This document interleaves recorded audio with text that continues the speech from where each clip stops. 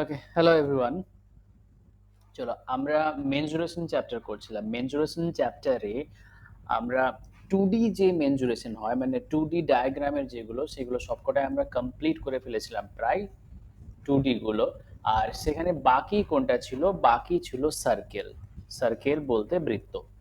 আচ্ছা, আমরা কি কি কমপ্লিট করেছি? আমরা রেক্ট্যাঙ্গেল কমপ্লিট করেছি, আমরা কমপ্লিট করেছি স্কোয়ার, কমপ্লিট করেছি, আমরা রম্বস করেছি, আমরা ট্র্যাপিজিয়াম করেছি।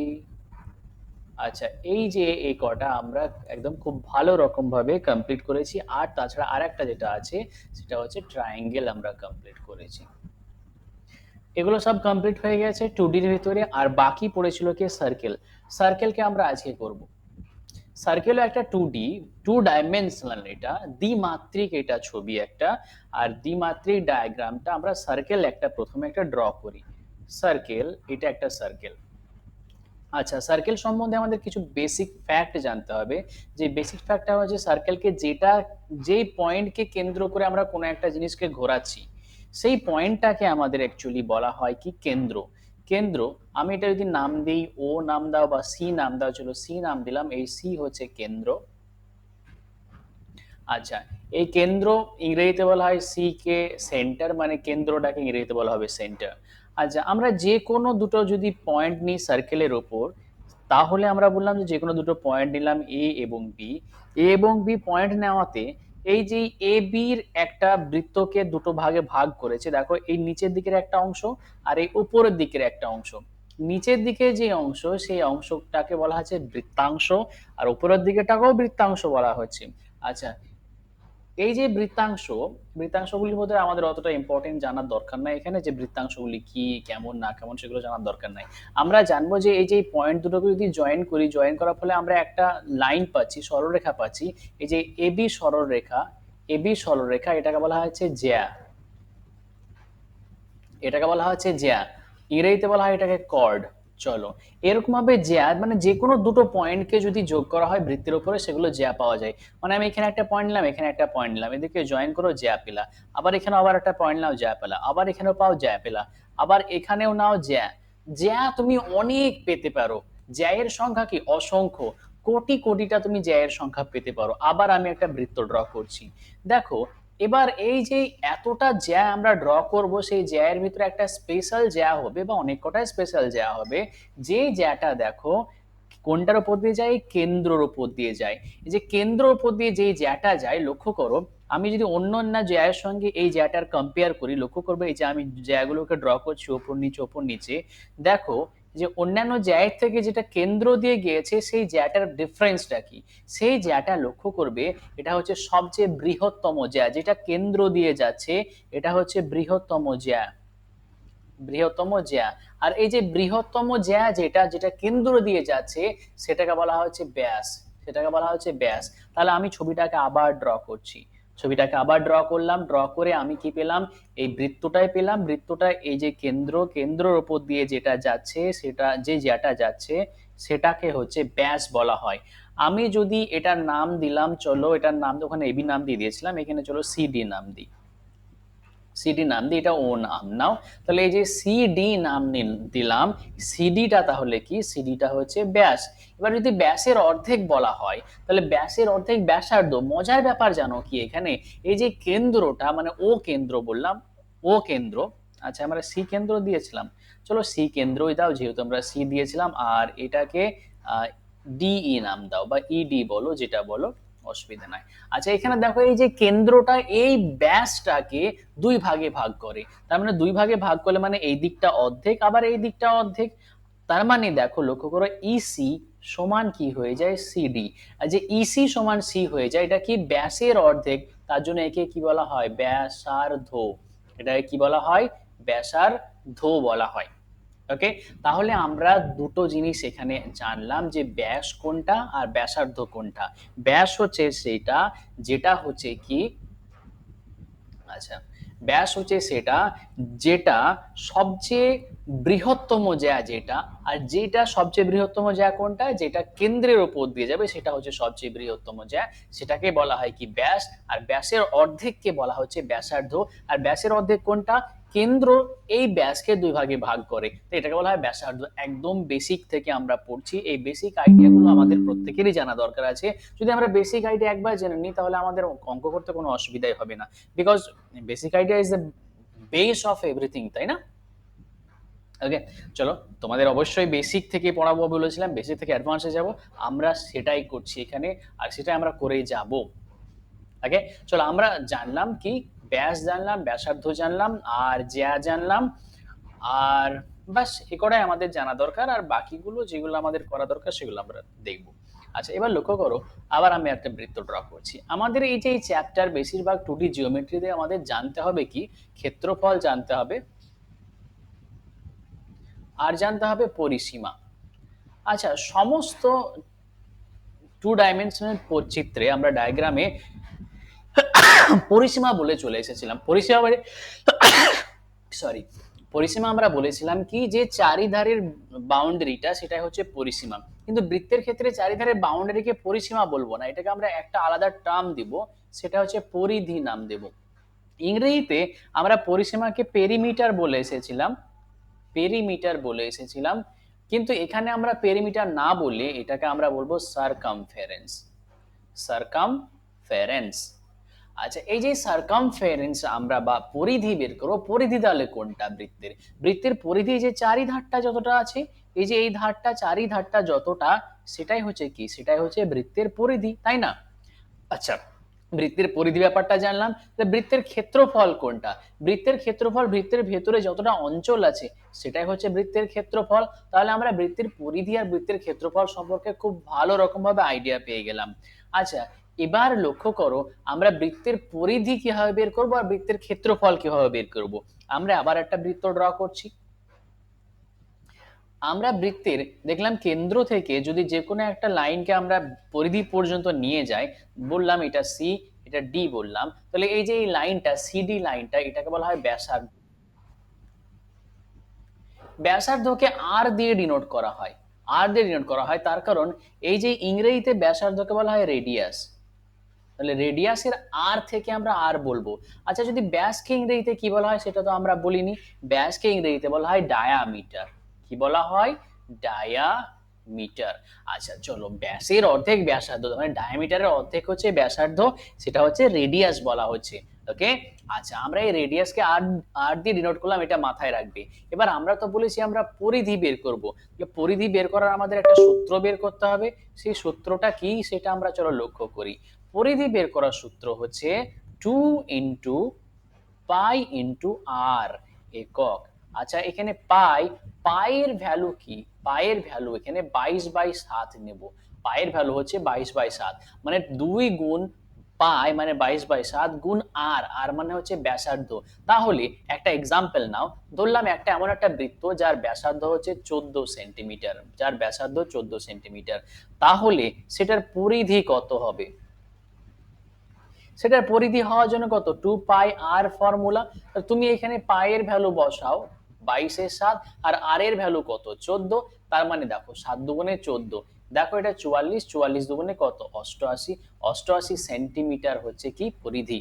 তাহলে ক্লিয়ার হলো সবার যে এখানে পরিধি কিভাবে বের করব। পরিধি বের করা খুবই easy. Any doubt? I think কারো কোনো ডাউট নেই, ডাউট থাকলে অবশ্যই বলবে প্রত্যেকে।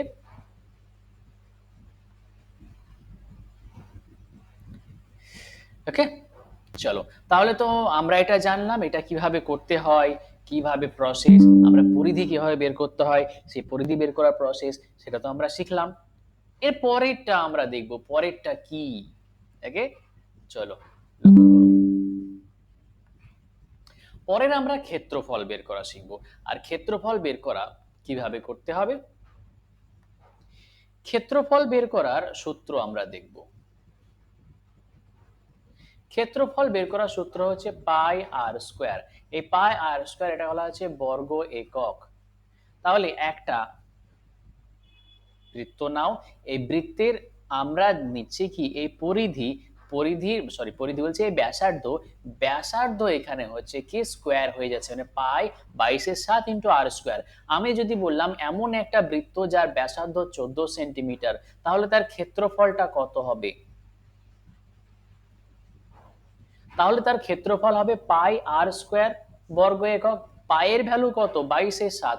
আর আর স্কোয়ার যেহেতু দুবার হচ্ছে আর স্কোয়ার, তার জন্য 14 কে আমি দুবার লিখলাম। আর স্কোয়ার মানে আর দুবার। তাহলে এখানে কত, 7 দুগুণে 14। তুমি এখানে 14 আর 44 মাল্টিপ্লাই করো, 4 14 কত 56, 4 14 কত 56। এখানে 6 11 আর 6, দ্যাট ইজ কত 616 বর্গ সেমি। তাহলে আমাদের এখানে দুটো জিনিস আমরা খুব ভালো রকম ভাবে শিখে গেলাম। কি শিখলাম আমরা, পরিধি বের করা আর বৃত্তের ক্ষেত্রফল বের করা। বাকি আমরা যা শিখে নিলাম, এরপরে আমরা চলো আমরা এবার অঙ্কের দিকে যাই। অঙ্কের দিকে এগিয়ে যাই, অঙ্ক কেমন আছে না আছে সেখান থেকে আমরা সলভ করি, সলভ করে তারপর তখন আমরা বাদ বাকির দিক চ্যাপ্টারের দিকে আবার এগিয়ে যাব। ওকে চলো অঙ্ক দেখি। ওকে, এখানে 1 নম্বর কোয়েশ্চেন। একটি 42 মিটার ব্যাসার্ধযুক্ত বৃত্তাকার মাঠকে 8 বার প্রদক্ষিণ করতে কত মিটার অতিক্রম করতে হবে?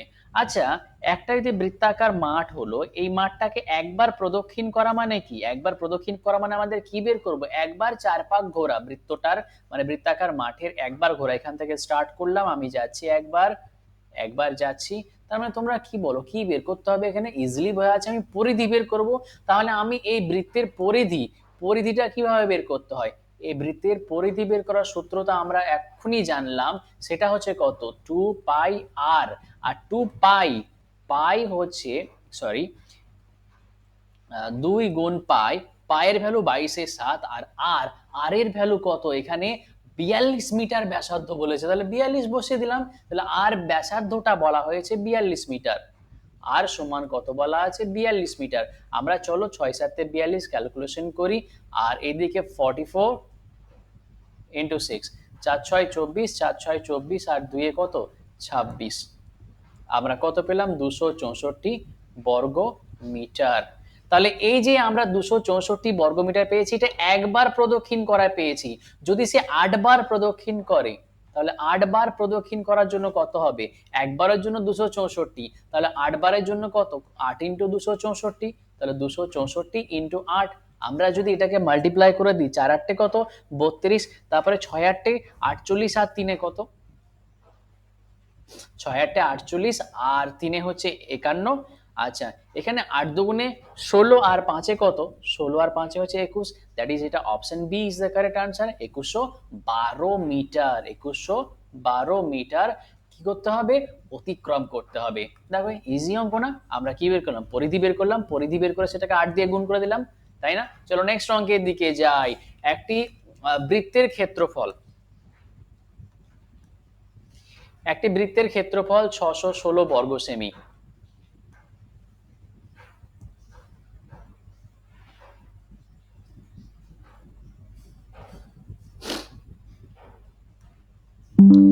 ছশো ষোলো বর্গ সেমি এটা ক্ষেত্রফল বলা হয়, তাহলে ব্যাসার্ধ কত?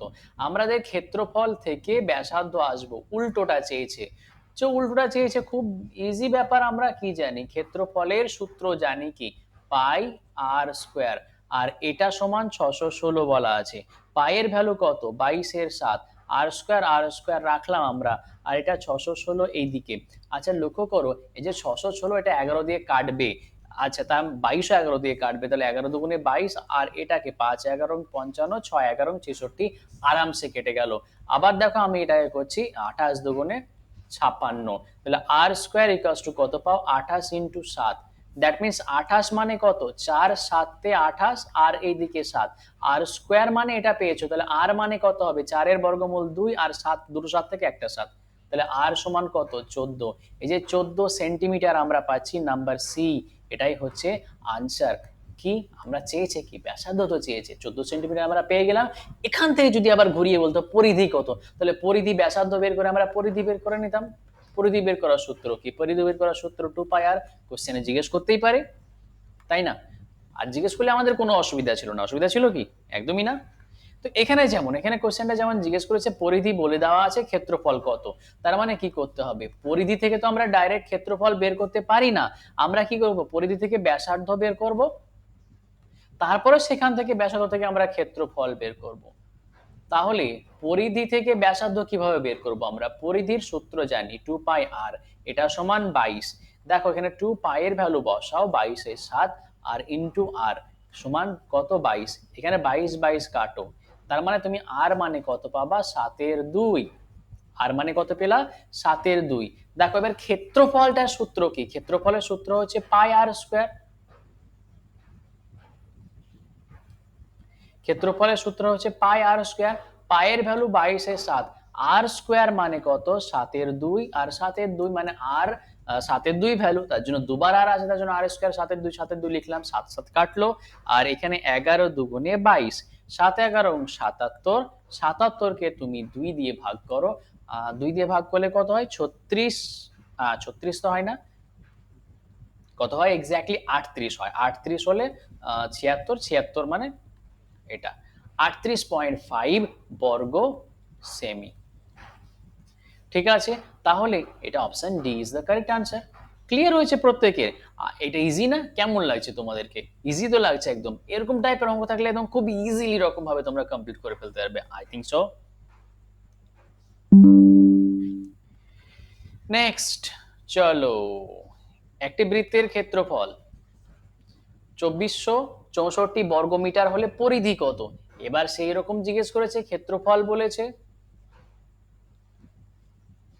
ক্ষেত্রফল থেকে তুমি আসবা কিসে, ডাইরেক্ট তো পরিধি বের করতে পারো না, ব্যাসার্ধ বের করবা, ব্যাসার্ধ থেকে তুমি কিসে আসবা, পরিধিতে আসবা, তাহলে কি এটা কি সহজ লাগছে না?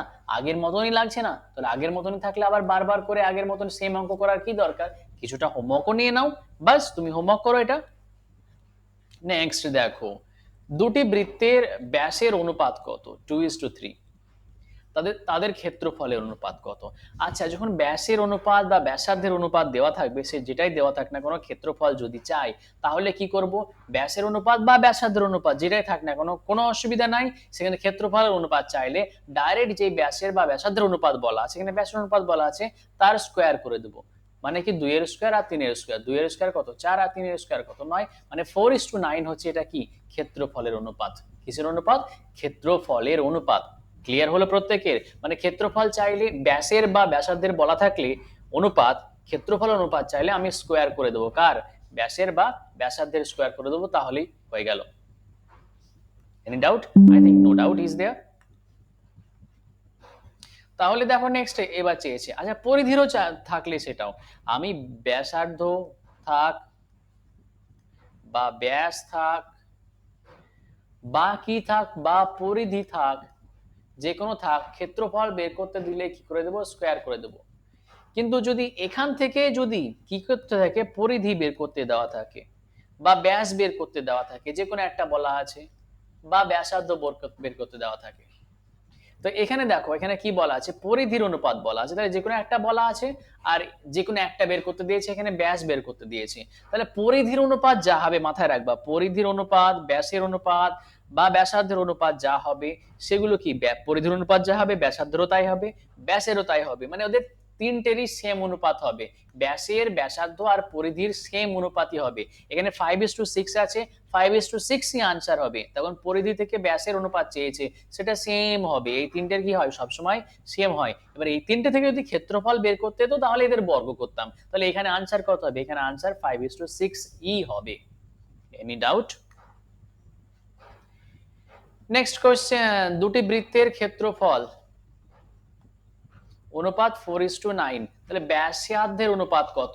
আচ্ছা ব্যাসার্ধ থেকে যখন ক্ষেত্রফলে যাচ্ছিলাম কি করছিলাম, বর্গ করছিলাম, যদি উল্টোটা বলে ক্ষেত্রফল থেকে ব্যাসার্ধতে আসে তাহলে কি করব, আমরা এদের বর্গমূল করে দেব, ক্ষেত্রফল থেকে ব্যাসার্ধ উল্টোটা বললে এদের বর্গমূল, 4 এর বর্গমূল 2 আর 9 এর বর্গমূল 3, মানে 2:3।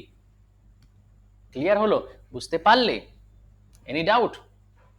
I think no doubt. তাহলে ডাউট না থাকলে চলো নেক্সট আমরা কোশ্চেনের দিকে এগিয়ে যাই।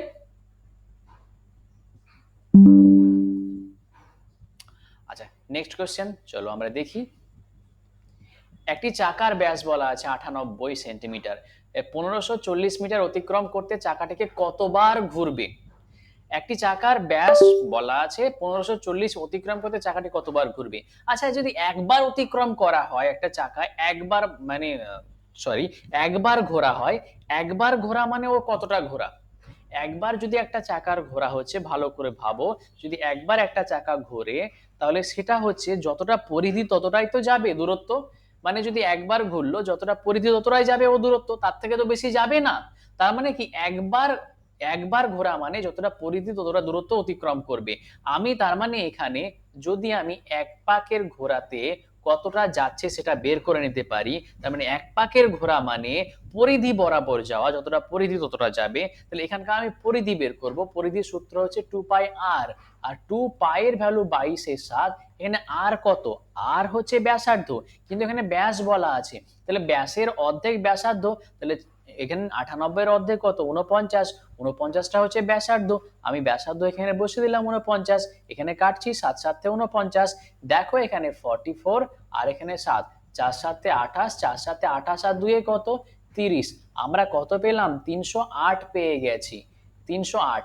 আচ্ছা, এখানে যদি আমরা ক্যালকুলেশন না করতাম, যে আমরা এখানে গুণ করব না, আমরা গুণ না করাটাই এখানে বেশি ভালো ছিল, গুণ এখানে করলাম না, তাহলে আমরা ডাইরেক্ট করতাম। ডাইরেক্ট করার জন্য কি বলেছে, এক পাক যদি ঘোরে তাহলে কতটা দূর যায়, এই যে এতটা, মানে 308 পেলাম আমরা ক্যালকুলেশন করে। তাহলে 1540 মিটার ঘুরতে, 40 মিটার অতিক্রম করতে কতটা পাক ঘুরতে হবে, তার মানে আমি কি করবো, 1540 দিয়ে এক পাক যতবার ঘুরছে, মানে এক পাক ঘুরলে কতটা অতিক্রম করছে সেটাকে আমরা ডিভাইড করে দেবো, মানে 308 দিয়ে ডিভাইড করে দেবো।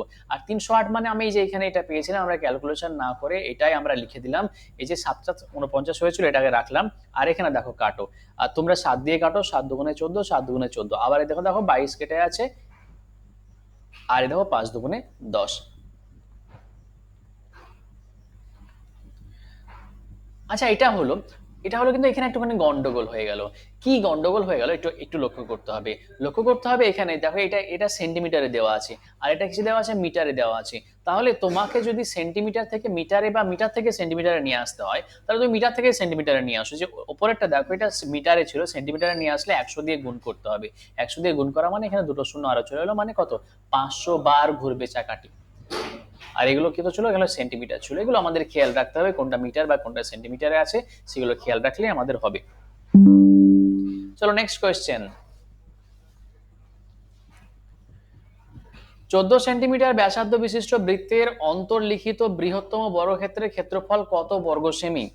তাহলে 14 সেন্টিমিটার ব্যাসার্ধ বিশিষ্ট বৃত্তের অন্তর্লিখিত বৃহত্তম বর্গক্ষেত্রের ক্ষেত্রফল। আচ্ছা, লক্ষ্য করব আমরা যে একটা বৃত্তের আছে, বৃত্তের ভেতরে একটা বর্গক্ষেত্র আছে। তাহলে বৃত্তের ভেতরে যদি একটা বর্গক্ষেত্রটা বর্গক্ষেত্রের মতন লাগছে না, তো ভেবে না এটা বর্গক্ষেত্র। ছবিটা আমাদের এক্সাক্ট আঁকতে পারিনি, তখন তো আমরা কম্পাস দিয়ে আঁকছি না, তাই না? তাহলে এখানে মেন জিনিস মনে রাখবা যে এই যে বৃত্তটা আছে, বৃত্তের ব্যাসার্ধ বলা আছে, মানে এখান থেকে এতটুকু হচ্ছে ব্যাসার্ধ। তাহলে এই ব্যাসার্ধটা 14 সেন্টিমিটার বলা আছে। আচ্ছা, যদি ব্যাসার্ধটাকে কমপ্লিট করা হয়, মানে ব্যাসটাকে কমপ্লিট করা হয়, তাহলে এটা আমরা কত পেলাম, এই যে এটা হচ্ছে ব্যাস। ব্যাস ব্যাসটা যদি কমপ্লিট করি, ব্যাসার্ধ 14 হলে ব্যাসটা কত হবে? ব্যাসটা হবে 14 দুগুণে 28, মানে 14 14 28 হচ্ছে। আচ্ছা, এবার লক্ষ্য করে এই যে এটা পেলাম, এটা তো কর্ণ। কি পেলাম এটা আমরা? কর্ণ। কার কর্ণ?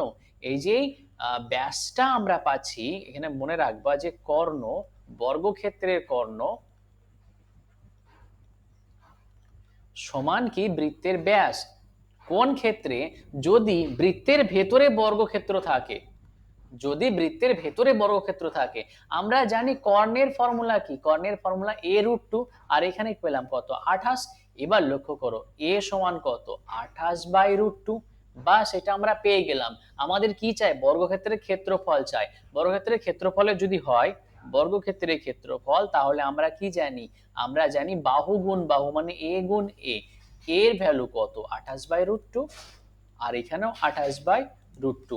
আচ্ছা, নিচে এই √2 মাল্টিপ্লাই করলে আমরা 2 পাই, তার মানে আমরা এটাকে কাটো, 14 দুগুণে 28, 28 আর 14 কে তুমি গুণ করো, 4 8 32, 4 দুগুণে 8, আর এখানে 11, আর এটা তুমি কত পাচ্ছ দেখো? 392। তাহলে এটা 392 ক্ষেত্রফল পেলা, 392 বর্গ সেন্টিমিটার, বর্গ সেন্টিমিটার। এটাই হচ্ছে আনসার। এনি ডাউট এখানে কারো? No doubt I think. চলো নেক্সট কোয়েশ্চেন। আচ্ছা, 784 বর্গ সেন্টিমিটার ক্ষেত্রফল বিশিষ্ট বর্গক্ষেত্রের অন্তর্লিখিত বৃহত্তম বৃত্তের ক্ষেত্রফল কত বর্গ সেমি? তাহলে এখানে লক্ষ্য করো, এখানে লক্ষ্য করো যে ক্ষেত্রফল বলে দেওয়া আছে, আর বৃত্তের অন্তর্লিখিত বলা আছে। অন্তর্লিখিত মানে কি? ভেতরের দিকে। আচ্ছা দেখো, একটু একটু ভুল হলো, একটু ভুল হলো, এখানে পড়তেই ভুল হয়েছে। যেখানে বলা হয়েছে যে এত বর্গ সেন্টিমিটার ক্ষেত্রফল বিশিষ্ট বর্গক্ষেত্রের, বর্গক্ষেত্রের ভেতরে কি আছে?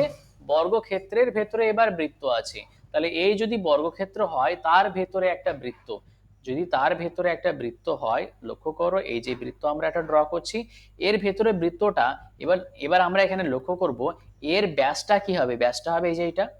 আচ্ছা লক্ষ্য করে এই যে এই ব্যাসটা যতটা, এই ব্যাসটা যতটা, এইদিকে এই বাহুটাও ততটা, মানে এখানে কত? যদি বৃত্তটা ভেতরে থাকে, তাহলে আমরা একটা জিনিস পাচ্ছি যে বৃত্তের ব্যাস,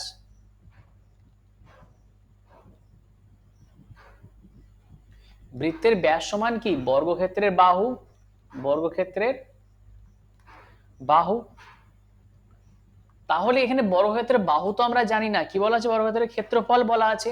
আমরা ক্ষেত্রফল থেকে বাহু বের করতে গেলে কি করি? বাহু বের করতে গেলে ডাইরেক্ট রুট ওভার বের করে নিই, রুট ওভার ক্ষেত্রফলে করে দিই। যদি 784 রুট বের করি, তাহলে আমরা কিভাবে রুট বের করব? রুট বের করার তো ফর্ম আমরা জানি, কি করতে হবে? এই যে 4 আছে, 4টা এককের ঘর, এককের ঘরে 4টা কোথা থেকে আসতে পারে? হয় 2 থেকে আসতে পারে, আর নাহলে 8 8 64 8 থেকে আসতে পারে। তাহলে আমরা এই দেখলাম 2 হতে পারে, নাহলে 8 হতে পারে এককের ঘরে। শেষের দিকে আমরা দুটো বাদ দিলাম, ডান দিক থেকে দুটো বাদ দিয়ে দিচ্ছি, আমরা 7 পাচ্ছি। 7-এর থেকে ছোট বর্গ পূর্ণবর্গ কোনটা? 7-এর থেকে পূর্ণবর্গ হচ্ছে 4। 4টা মানে কার বর্গমূল? 2 এর বর্গ, 2 এর বর্গ। 4টা হচ্ছে 2 এর বর্গ।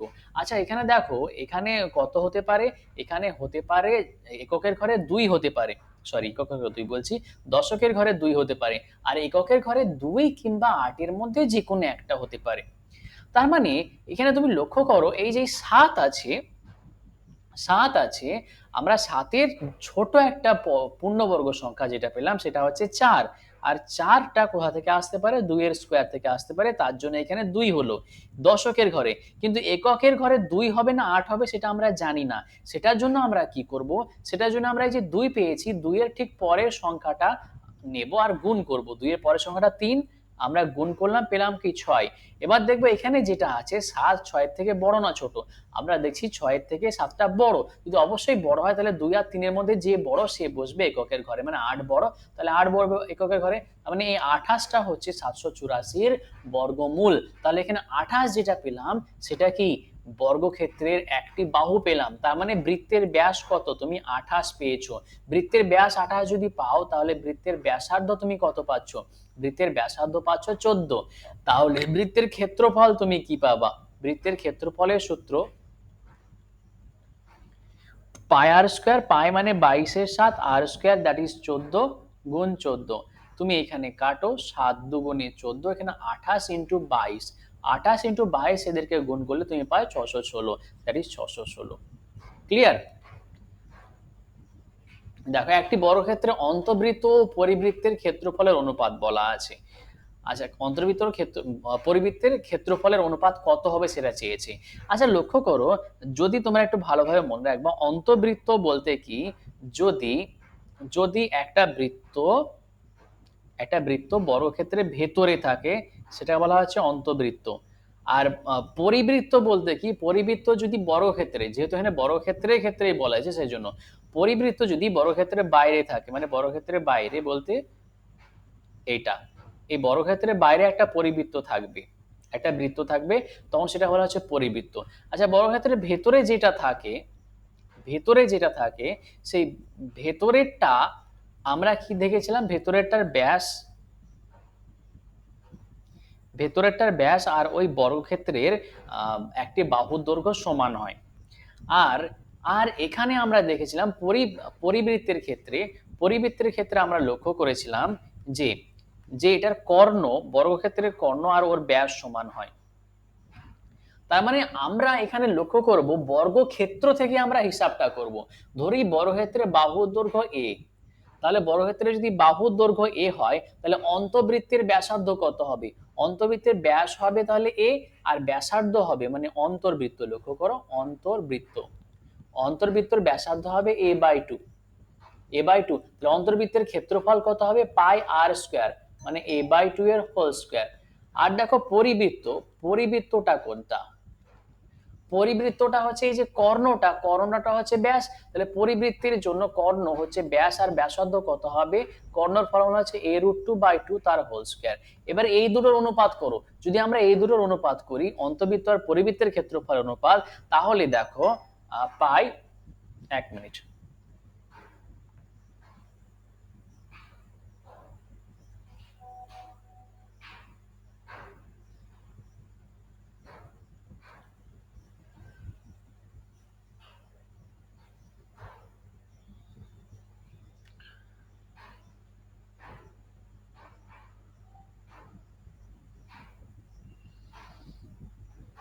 ওকে, লক্ষ্য করো এখানে দেখো অন্তর্বৃত্ত আর পরিবৃত্ত। তাহলে অন্তর্বৃত্তের ক্ষেত্রে যে এই যে a²/4, মানে এখানে 4 পেয়ে গেলা, আর পরিবৃত্তের ক্ষেত্রে পাই ইন্টু a²/4, আর √2 এর জন্য 2 পেলা, মানে স্কোয়ার করছি 2 পেলা। আর এখানে দেখো পাই পাই কেটে গেল, a² কেটে গেল, 4 কেটে গেল, এখানে কিছু থাকলো না, মানে 1 থাকলো, আর ওখানে 2 থাকলো, মানে কত? 1:2। Option B is the correct answer. Clear হলো? চলো নেক্সট। একটি বৃত্তের পরিলিখিত ও অন্তর্লিখিত বর্গক্ষেত্রের পরিসীমার অনুপাত কত? আচ্ছা, এখানে পরিলিখিত আর অন্তর্লিখিত। পরিলিখিত মানে তুমি বুঝবা বৃত্তর সাপেক্ষে, এবার ধরছি একটি বৃত্তের পরিলিখিত মানে বাইরের দিকে, বাইরের দিকে একটি বর্গক্ষেত্র, আর অন্তর্লিখিত মানে ভিতরের দিকে একটি বর্গক্ষেত্র। এবার তুমি বলো যে যদি পরিলিখিত হয়, সেটা পরিলিখিত হয় মানে বর্গক্ষেত্রটা যদি বৃত্তের বাইরে থাকে, তাহলে এর ব্যাসটা, এর ব্যাসটা কি হবে? এর ব্যাসটা হবে, মানে পরিলিখিতর ক্ষেত্রে লক্ষ্য করো, পরিলিখিতর ক্ষেত্রে যে বৃত্তের ব্যাসটা হবে, বৃত্তের ব্যাসটা হবে বর্গক্ষেত্রের বাহু, বর্গক্ষেত্রের বাহু। তাহলে এখানে আমি বর্গক্ষেত্রের বাহু তো অলরেডি পেয়ে গেলাম, মানে বৃত্তের ব্যাস, ব্যাসার্ধ ধরলাম আর, ব্যাসার্ধ যদি আর ধরি, তাহলে বৃত্তের ব্যাস হবে কত? 2r। তাহলে এখানে বর্গক্ষেত্রে একটা বাহু পেয়ে গেলাম। বর্গক্ষেত্রে যদি একটা বাহু পেয়ে যায়, তাহলে ওর পরিসীমাও পেয়ে যাব। পরিসীমা কত পরিলিখিতের ক্ষেত্রে? পরিসীমা হচ্ছে 4 ইন্টু বাহু, মানে 4 ইন্টু 2r, মানে 8r হচ্ছে একটা পরিসীমা পেয়ে গেলাম পরিলিখিতর ক্ষেত্রে। অন্তর্লিখিতর ক্ষেত্রে কি হবে?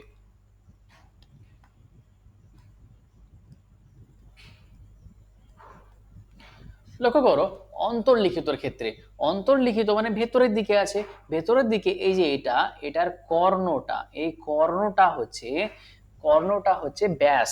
তার মানে আমি এখানে বললাম কর্ণ, কর্ণ কার? বর্গক্ষেত্রের কর্ণ। বর্গক্ষেত্রের কর্ণ সমান হচ্ছে ব্যাস, মানে 2r, এটা হচ্ছে ব্যাস। ওকে, আমি কর্ণ থেকে তো ক্ষেত্র এই পরিসীমা বের করতে পারি না। আমি কর্ণ জানি a√2 সমান 2r, তাহলে a সমান কত? 2r/√2। তাহলে এখান থেকে আমরা পরিসীমা পেয়ে যাব, পরিসীমা আমরা এখানে a পেয়ে গেছি, মানে একটি বাহু পেয়ে গেছি, 4 গুণ বাহু মানে 2r/√2। এবার লক্ষ্য করো এই যে পরিলিখিত আর অন্তর্লিখিতর আমরা অনুপাত চাই। পরিলিখিত আর অন্তর্লিখিতর অনুপাত বলতে, পরিলিখিতর আমরা পরিসীমা কত? 8r, আর অন্তর্লিখিতর এখানে 8r/√2 হবে, 8r/√2, মানে 8r/√2। তাহলে আমরা এটাকে যদি ক্যালকুলেশন করি, এটা 8r 8r কাটলো, মানে এখানে √2:1 পাবো, √2:1 পাবো। তাহলে √2:1 তাহলে কোনটা হতে পারে? আচ্ছা, √2:1, এখানে তো √2:1 অপশন নেই, তাহলে কি এটা ভুল হয়ে গেল? না, একদমই ভুল হলো না। আমরা যদি এখানে লক্ষ্য করি, এখানে লক্ষ্য করি এই যে এই অপশনটা, এই অপশনটাই এটা হবে। কেন? দেখো এখানে যদি আমি √2 দিয়ে মাল্টিপ্লাই করি, তাহলে √2 ইন্টু √2, আর এখানেও আবার √2 পাচ্ছি, তাহলে √2 ইন্টু √2 2 পাচ্ছি, আবার এখানে √2, দেখো 2:√2, মানে option C correct answer. Clear? দেখো, আচ্ছা দেখি এখান থেকে আর কটা অঙ্ক আছে। এখানে আর দুটো অঙ্ক আছে বৃত্তের, এই দুটো অঙ্ক আমরা কমপ্লিট করব, তারপর তখন আমরা 3D এর দিকে স্টার্ট করব। 3D এর দিকে চলো দেখি আমাদের 3D আজকে স্টার্ট করব কি 3D। যেহেতু আজকে এমনিতেও লোড শেডিং, আজকে আজকে বৃষ্টি প্রত্যেক দিকে সব দিকেই হচ্ছে, আজকে এখানটা পর্যন্ত রাখি, বৃত্ত পর্যন্ত রাখি, 3Dটা আমরা কাল থেকে ভালো রকম ভাবে করে দেবো। কাল থেকে বলতে নেক্সট ক্লাস থেকে, নেক্সট ক্লাস থেকে আমরা 3D করাবো। ওকে, আজকে আমরা 2D কমপ্লিট করে দিই। একটি বৃত্তাকার ক্ষেত্রের ক্ষেত্রফল হচ্ছে 154 বর্গমিটার। ক্ষেত্রটির বাইরে 7 মিটার চওড়া একটি পথ আছে, তাহলে পথ সহ বৃত্তাকার ক্ষেত্রের ক্ষেত্রফল কত বর্গমিটার? আচ্ছা লক্ষ্য করো, একটি বৃত্ত আছে, তার চারিদিকে একটা পথ আছে, সেই পথটা হচ্ছে 7 মিটার চওড়া, এটা হচ্ছে 7 মিটার চওড়া। আর এই ভেতরের দিকটা কতটা সেটা আমরা যদি পেয়ে যাই, মানে ভেতরের দিকটার ব্যাসার্ধ কতটা সেটা যদি আমরা পেয়ে যাই, মানে এটা ধরো এটা ব্যাসার্ধ, আর যদি আমরা এটাকেও অ্যাড করে দিই তাহলে কি এদিকেরটা এটুকু তো 7 হচ্ছে, আর এইটুকু ব্যাসার্ধ যদি আমরা পেয়ে যাই তাহলে টোটালটা, এই যে টোটালটা মানে কি বাইরের বৃত্তের ক্ষেত্রে টোটালটা হবে বাইরের বৃত্তের ব্যাসার্ধ। আমাদের কি চেয়েছে? পথ সহ বৃত্তের ক্ষেত্রফল, মানে পথ সহ বৃত্তাকার ক্ষেত্রের ক্ষেত্রফল। আলটিমেটলি কি চেয়েছে? পথ সহ বৃত্তাকার ক্ষেত্র মানে বাইরের যে বৃত্তটা আছে সেটার ক্ষেত্রফল চেয়েছে। আমরা ভেতরের বৃত্তটার এই যে ব্যাসার্ধটা কত সেটা পেয়ে গেলে টোটাল বাইরের বৃত্তিকার ব্যাসার্ধটা পেয়ে যাব। তার কারণ ভেতরের বৃত্তকার ব্যাসার্ধের সাথে বাইরের এই যে পথটাকে যোগ করে দেব, তাহলে আমি পেয়ে যাব। তাহলে লক্ষ্য করো, আমি এখানে ভেতরের বৃত্তটার ক্ষেত্রে ক্ষেত্রফল বলা আছে, এই যে ক্ষেত্রফলটা ভেতরের বৃত্তকার আমরা দিচ্ছি, আমরা ধরলাম আর হচ্ছে সেটা ভেতরের বৃত্তের ব্যাসার্ধ, তার মানে পাই আর স্কোয়ার সমান 154। পায়ের ভ্যালু 22/7 আর আর স্কোয়ার, আর এটা 154। এটা দেখো আমরা কাটছি 11 দুগুণে 22, আবার এখানে 11 কে 11, 4 11 44, আবার 7 দুগুণে দেখো 14, এখানকার 7 এখানকার 7 চলে যাচ্ছে, মানে আর স্কোয়ার সমান 7 গুণ 7। তার মানে আর এর ভ্যালু কত? আর এর ভ্যালু 7, মানে এই জায়গাটা তুমি 7 পেলা। তার মানে টোটালটা যদি যোগ করো, মানে ধরলাম টোটালটা বড় আর, বড় আর মানে এই যে বড় আরটা বলছি বাইরের বাইরের বৃত্তাকার ক্ষেত্রের ক্ষেত্র সহ সবটার ব্যাসার্ধ, এটা হচ্ছে কি আর প্লাস আরটা হচ্ছে 7 + 7 মানে 14। এটা যদি 14 পেলাম, এবার এটার ক্ষেত্রফল চেয়েছে কি গোটাটা, গোটাকার ক্ষেত্রফলটা আমরা চেয়েছি পার আই স্কোয়ার নেব, তাহলে পায়ের ভ্যালু 22/7 আর আর স্কোয়ার 14 গুণ 14, 7 দুগুণে 14 পেলাম, আর এখানে 28 আর 22 56 আর 56, আমরা কত পাচ্ছি? 6 1 আর 6 616 আনসার, কারেক্ট আনসার এটা। বুঝতে পারা গেছে? Any doubt? চলো নেক্সট কোশ্চেনের দিকে। নেক্সট কোশ্চেন, 280 মিটার ব্যাসার্ধ বিশিষ্ট বৃত্তাকার মাঠের বাইরের দিকে পরিসীমা বরাবর 7 মিটার চওড়া বাগান করতে প্রতি বর্গমিটারে যদি 21 টাকা হিসাবে খরচা হয়, তাহলে মোট কতটা খরচা হবে? 21 টাকা হিসাবে কতটা খরচা হবে? তাহলে এখানে দেখো আবার সেই সেম জিনিসই, একটা বাগানের চারিদিকে যেটা রাস্তা করা হয়েছে, এতটা চওড়া একটা বাগান করা হবে, মানে সিম্পল কথা, একটা এখানে মাঠ ছিল, তার চারিদিকে 7 মিটার চওড়া বাগান করা হবে, মানে এই যে এটা হচ্ছে 7 মিটার। তাহলে এই যে শুধু বাগানটা করতে কতটা খরচা হবে? বাগানটা করা বলতে কি শুধু বাগানটারই আমাদের ক্ষেত্রফল চাই, এই যে এইটুকুরই ক্ষেত্রফল চাই, এইটুকুরই ক্ষেত্রফল চাইলে আমাদের ইজিলি ভাবে বের করে নেবো। কিভাবে বের করব? যে যে টোটালটা, মানে টোটাল যে বাইরের বৃত্তটা হচ্ছে তার ক্ষেত্রফল মাইনাস ভেতরের বৃত্তটার ক্ষেত্রফল করলেই হয়ে যাবে। কিন্তু বাইরের বাইরের বৃত্তটার ব্যাসার্ধ আমরা জানি না, সেটার জন্য বাইরের বৃত্তের ব্যাসার্ধ বের করার জন্য ভেতরের বৃত্তের ব্যাসার্ধটা বের করতে হবে। ভেতরের বৃত্ত তো ব্যাসার্ধ এখানে বলে দেয়নি, কি বলা আছে? হ্যাঁ এখানে বলা আছে 280 মিটার ব্যাসার্ধ, ব্যাসার্ধ বলে দেওয়া আছে। তাহলে ভেতরের বৃত্তের ব্যাসার্ধ বলা আছে 280 মিটার, আর বাইরের বৃত্তের ব্যাসার্ধ কত? 7 মিটার। তাহলে আমরা রাস্তার ক্ষেত্রফল এখানে আমরা ডাইরেক্ট বের করে নেব। সরি, এখানে রাস্তার ক্ষেত্রফল না, এখানে বাগান তৈরি করা হচ্ছে, ওটা বাগান। তাহলে এখানে বাগানের ক্ষেত্রফল, বাগানের ক্ষেত্রফল হচ্ছে পাই, আরটা বাইরে দিলাম পাই আর স্কোয়ার মাইনাস ভেতরেরটা ছোটটাকে, মানে ছোটটা এই যে আরটা হচ্ছে বড়টার, বড়টার ব্যাসার্ধ মানে বড় বৃত্তেটার, আর ছোটটার হচ্ছে স্মল আর বললাম। তাহলে এখানে বড়টার ব্যাসার্ধ কত? বড়টার ব্যাসার্ধ হচ্ছে 280 + 7 মানে 287, আর ছোটটার তো কত বলা আছে? 280 বলা আছে। তার মানে এখানে দেখো 287 স্কোয়ার মাইনাস 280, এখানে লক্ষ্য করো 22/7 গুণ 287 স্কোয়ার মাইনাস 280 স্কোয়ার পাচ্ছ, মানে এ স্কোয়ার মাইনাস বি স্কোয়ার এর ফর্মুলা পাচ্ছ, এ স্কোয়ার মাইনাস বি স্কোয়ার এ মাইনাস বি ইন্টু এ প্লাস বি, মানে 280 থেকে তুমি 280 বাদ দাও মানে 7, আবার তুমি যদি যোগ করো 287 আর 280 তুমি যদি যোগ করো এটা 6 আর এটা 4 5 মানে 567, তুমি কত পাও? এই যে এটা এটা কেটে দাও, কেটে দিয়ে পাচ্ছ কত? এই যে 22 গুণ 567, তাহলে 22 গুণ 567 তুমি যদি করো তাহলে কত পাও? 7 দুগুণে 14, 6 দুগুণে 12 13, 5 দুগুণে 10 11, তার মানে আবার এটাকে সেম তুমি রিপিট করে লিখে দাও, এটা 4 এটা 7, এটাও 4, এটা 2 আর এটা 1। ঠিক হলো তো? দেখো 4 7 4 2 1। হ্যাঁ ঠিক হয়েছে। তার মানে তুমি এখানে কত পাচ্ছ? 1 2 4 7 4। এটা হচ্ছে বর্গ মিটার, এটা হচ্ছে কি, এটা হচ্ছে ক্ষেত্রফল রাস্তার। এবার রাস্তা বলেছে প্রতি বর্গ মিটারে 21 টাকা করে খরচা হয়, তাহলে টোটাল কতটা খরচা হবে? এই যে এটা পেলাম 1 2 4 7 4, এটাকে তুমি 21 দিয়ে গুণ করে দাও। 21 দিয়ে গুণ করলে 7 4 2 1 পেয়ে গেলা এখানে। এবার দেখো 4 দুগুণে 8, 7 দুগুণে 7 দুগুণে 14, হাতের 1, 4 দুগুণে 8 আর 1 9, 2 দুগুণে 4, আর 9 তো হাতে থাকে না, মানে 4 লিখে দাও, এটা 2। মানে এখানে 4 আর এটা 5, তাহলে 5 4 মানে এটা এটা হবে অপশনে আনসার। আর একটুখানিও করে দেখে নাও, যদি তোমাদের মনে হয় ডাউট মনে হয় তাহলে এটা তুমি 9 পেয়ে যাও। আর এখানে কত? এটা 11, আর এটা 5 আর 1 6, এটা কত? একদম এক্স্যাক্টলি ভাবে আনসার মিলে গেছে, 2 6 1 9 5 4। তাহলে এটাই হচ্ছে আনসার। বুঝতে পেরেছো? ইজিলি ক্লিয়ার, প্রত্যেকের ক্লিয়ার? তাহলে এখানে আমাদের 2ডির সমস্ত চ্যাপ্টার শেষ হয়ে গেল। সেখানে আমরা বৃত্ত করলাম, আর তার আগে করেছিলাম আমরা ট্র্যাপিজিয়াম করেছি, প্যারালেলোগ্রাম মানে সামান্তরিক করেছি, রম্বস করেছি, আয়তক্ষেত্র করেছি, বর্গক্ষেত্র করেছি, ত্রিভুজ করেছি, এগুলো সমস্ত কিছু কমপ্লিট হয়ে গেল। মানে 2ডি আজকে একদম ফিনিশ, 2ডির কোনো রকম কোনো কিছু বাদ নেই। 2ডি দিয়ে হ্যাঁ অবশ্যই একটা প্র্যাকটিস সেট দেওয়া হবে, যেটা স্টাডি মেটেরিয়াল তোমরা বলতে পারো। সেই প্র্যাকটিস সেট থেকে তোমরা প্র্যাকটিস করবে। তাছাড়া তোমাদের সুবির দাসের বইয়ে আছে এই প্রত্যেকটা চ্যাপ্টার যেগুলো করানো হলো, প্রত্যেকটা বৃত্ত বলো বা আয়তক্ষেত্র বর্গক্ষেত্র বলো, প্রত্যেকটা আলাদা আলাদা করে চ্যাপ্টার করে দেওয়া আছে সুবির দাসের বইয়ের ক্ষেত্রে। তোমরা সুবির দাসের বইটা চোখ বন্ধ করে ফলো করতে পারো, ওখানকার সব অঙ্ক যদি করে ফেলো মোর দ্যান এনাফ। তাছাড়া তো আমি স্টাডি মেটেরিয়াল দেবই তোমাদেরকে। চলো তাহলে আজকে এখানে আমরা ফিনিশ করছি। আমরা কালকে, কালকে বলতে আবার নেক্সট ক্লাসের ক্ষেত্রে, নেক্সট ক্লাস কবে হবে? নেক্সট ক্লাস বুধবারে আবার হবে।